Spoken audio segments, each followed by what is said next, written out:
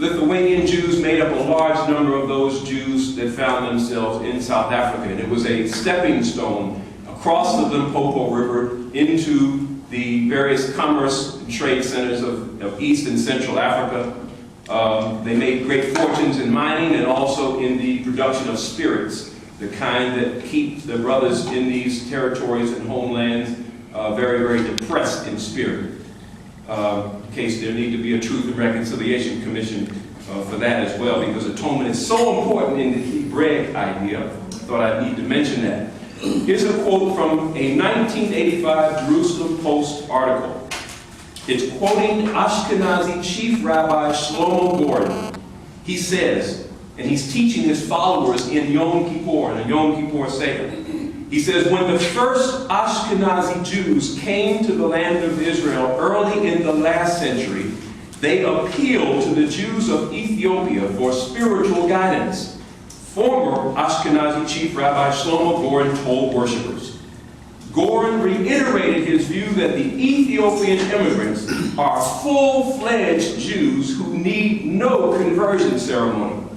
In a lesson on Yom Kippur, Gordon told the members that the followers of the Vilna Gaon, or the Lithuanian spiritual leader, who came to Safat and later to Jerusalem 154, now 175 years ago, and our ability to understand the Hebrew language will eliminate some of the confusion on this subject. In your deliberation with England, you tend to use the term Jew, and when we go to the Torah, there is no translation from Jew back to Ivrit, the original language of the Torah. His question of the Greek writings of the New Testament and the Hebraic writings of the Old Testament is another cultural class and influence of this imperialist impact on the Hebrew culture. Until this issue is thoroughly clarified, in my writings, the books that I've written, I've thoroughly dealt with this issue. But I want to make the point that the power to define who we are cannot be based on the European Judaic understanding. You have to go back to the Hebrew language and know that no one in the Old Testament was ever called a Jew. They were called the Ben Israel, which is that true connection that you make with the Ethiopians. If you go to all of those who truly understand this subject and have the original understanding, they will never refer to themselves as Jews. In Judaism, even though we embrace, because we all want to make this point, and this is the point I want to make. Okay. Even though we are making the distinction between those who are bona fide descendants of the seed of Abraham, Isaac, and Jacob, and those who may have converted to the practices of the Torah, we all in this room, even those who may say they're Christian Islamic, understand the importance of a universal brotherhood under the maker of heaven and earth. Yes, thank you so much. Because we are living in the past in the colonizing with the globalization. Because we are familiar with these words, that's why we are practicing here. I think that. Yes, you are right. Well, now we get something in the way. But we're looking for, we're searching for, again, till we got the real identity of perhaps everyone. Is it important to recognize the foreign influence in the Bible? We know that the Bible is two books, the Hebraic writings of the Old Testament or Holy Scriptures, and also the Greek writings of the New Testament, Syriac, Greek, whatever we want to call it. And of course, these two books contradict one another. They, again, misrepresent the ideas, at least in the New Testament, the principles of the Old. The Sabbath is the seventh day in the Old. It becomes the first day in the New. The Creator is the Spirit in the Old. He becomes a man in the New. And in my research and study, in my writings, I show that there has to be a separation of truth and lies in the Bible itself.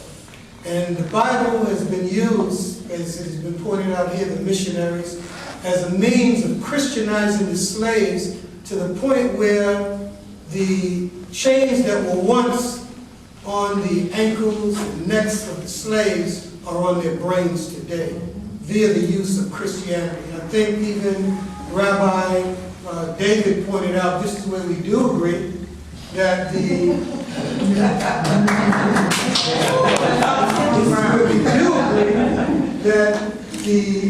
Africans must again realize that their original traditions had nothing to do with the missionary bringing of Christianity into their communities. And this, to me, is the core of the problem in the entire diaspora. Thank you.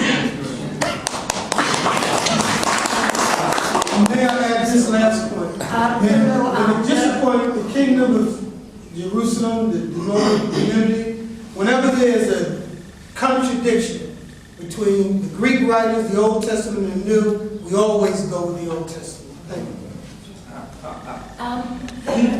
There are several people who want to ask questions, and we have 2 minutes left. So I've just asked. This is not a question, but I need to make a statement. No, well, first of all, we'll ask Maya, because she put her hand up first. But can you make it phrased as a question, not a comment, not just a question? That is a question. Good. I'm wondering if the following has any impact, and if you don't later, and if it does, what kind. That for the most part, in my experience, Jews in the United States actually understand themselves not as a religion, but as other words, a culture, a civilization, multi-ethnic ethnicity, etc.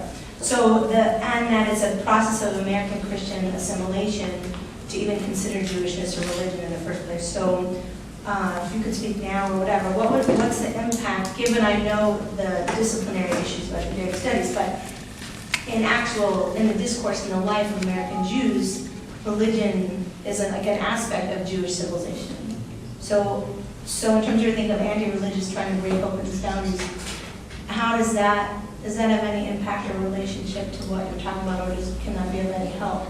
No, I think it can be. That's a good question, Mara. I mean, I think one can definitely see, and I think this is significant, a lot of various examples of folks who want to make clear that their investments in spirituality aren't reducible to the category of religion, right? And so they do it in a lot of different kinds of ways. So I think there's a way in which we can probably draw.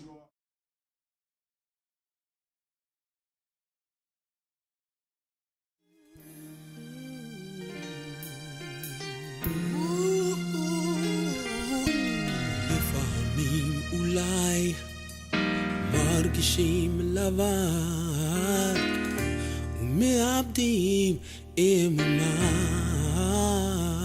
אבל עיניו על דרכנו לעולם לבד לא יעזבנו, אל שדי הוא אהבה.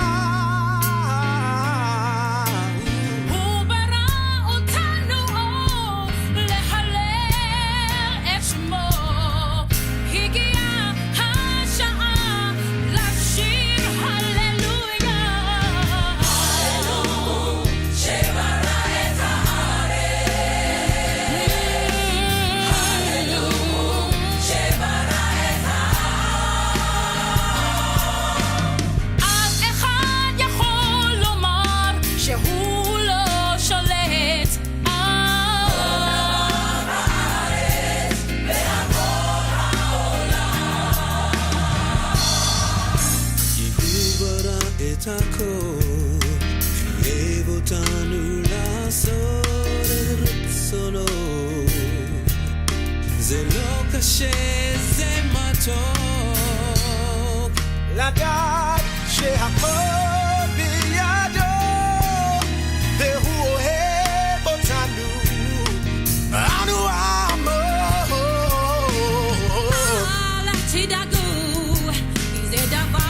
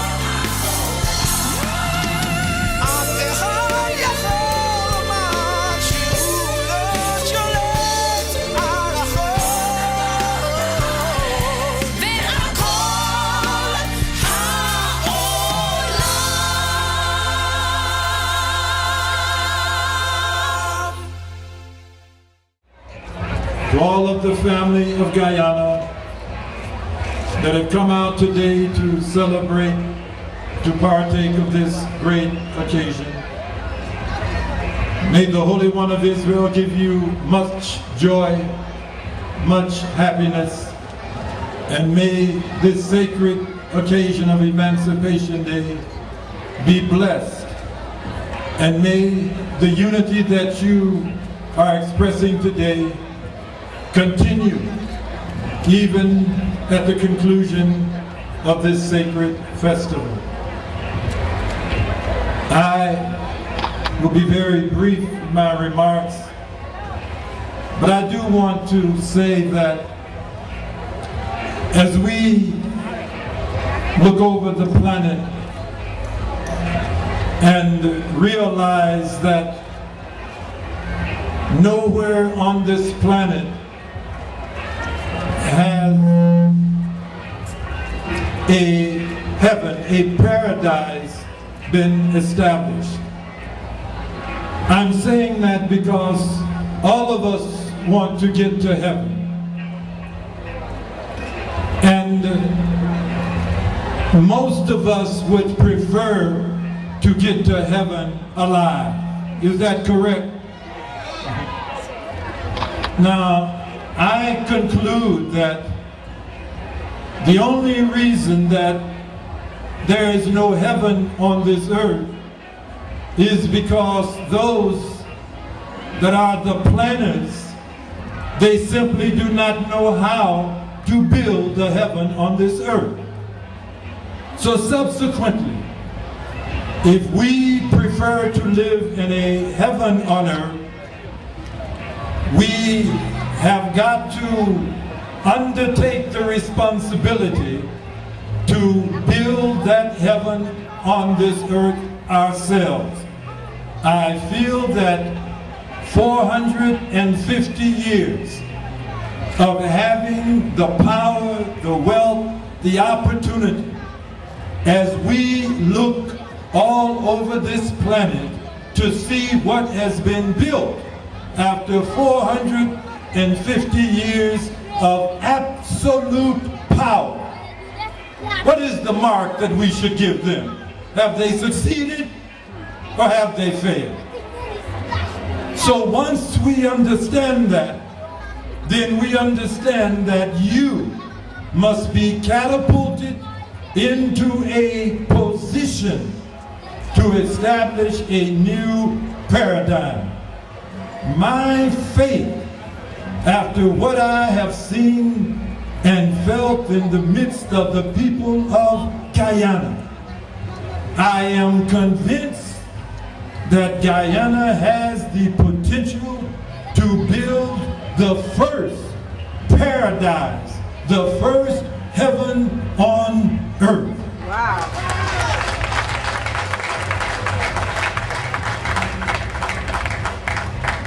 And with your permission, I would like to conclude by sharing a dream. Last night, I had a dream. And in this dream, I was in the midst of a multitude of Guyanese people. And there was a great celebration like unto which I had never partook of. And I pondered as to what had caused this great celebration. And I asked the question unto one of those that were nigh unto me, what is it that this mighty people, what is it that they are celebrating? And a voice came forth from in the midst of the Guyanese people, like the voice of many waters, roaring like unto thunder. And the Guyanese people, they said, this is why we celebrate. And I listened and I said, tell me more. And they said, we celebrate because we realize the mistakes that we have made the last 200 years. And we will not make those mistakes the next 200 years. And for the last 200 years, they said, we were the followers. And they said, but for the next 200 years, we will be the leaders. Woo! Powerful. And I said in my dream, I said to the Guyanese people, celebrate, almighty people. Celebrate. Lift up your voices and celebrate. And I said to the people, tell me more about this celebration. And they said, we celebrate because we will not follow this techno-synthetic industrial world into extinction.